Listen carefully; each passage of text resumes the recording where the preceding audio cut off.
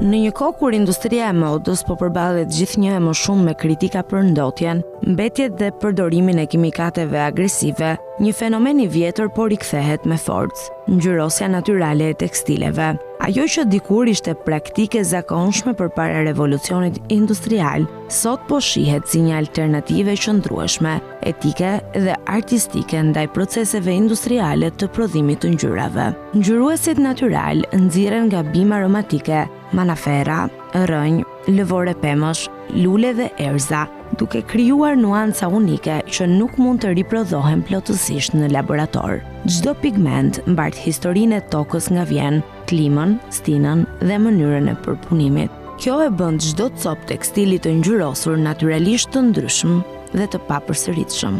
Një nga elementët më simbolik të këtij fenomeni është woad, një bimë barishtore nga e cila nxirret bluja natyrale. Në mesjet, ajo njihej si ari blu për vlerën e saj të jashtëzakonshme dhe përdorej për të ngjyrosur tapicerit më të çmuara dhe veshjet e aristokracisë. Sot rikthimi i saj në modë nuk është vetëm estetik, por edhe kulturor, një lidhje mes trashëgimisë historike dhe dizajnit bashkëkohor. Po aq do me thënë se janë edhe ngjyrat e nxjerra nga çaji i zi, shega, shafrani apo manafera të ndryshme, të cilat krijojnë tonalitete të ngrohta, të buta dhe organike.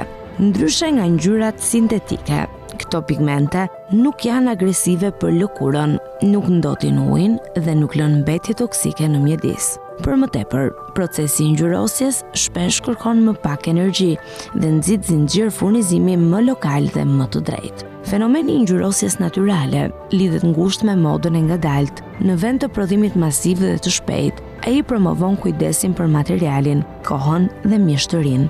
Ngjyrat natyrale nuk synojnë perfeksionin industrial, ato pranojnë variacionet, zbehjen graduale dhe ndryshimin me kalimin e kohës, duke i dhënë veshjes një jetë më autentike.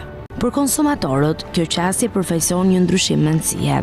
Veshja nuk është më thjesht trend sezonal, por një objekt me histori, me ndikim më të vogël ekologjik dhe me vlerë emocionale. Një pulover kashmiri e ngjyrosur me bim apo një çantë trajtuar me shafran nuk janë vetëm produkte mode, por shembuj të një marrëdhënieje më të ndërgjegjshme me natyrën. Ndërsa kërkesa për transparencë dhe qëndrueshmëri rritet, ngjyruesit natyral po shndrohen në një simbol të transformimit të industrisë së modës.